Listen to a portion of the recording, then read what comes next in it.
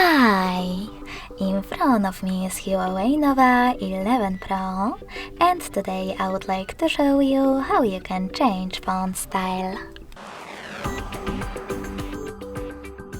First of all, go into Themes app and click on Text Styles at the top.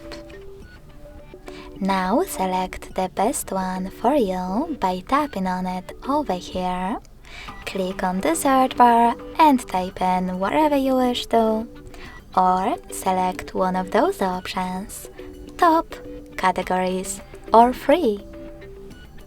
Wherever you decided, when you are ready, click on the best font style, select download at the bottom, and after a couple of seconds, tap on apply. So when I go back, as you can see, style of my text has changed. But you can always go back to your default style by accessing themes again, but this time clicking on Me section at the bottom right corner. Over here, click on Text Styles, tap on your default one and hit apply.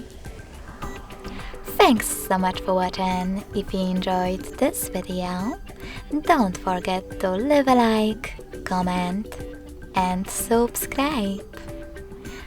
Bye!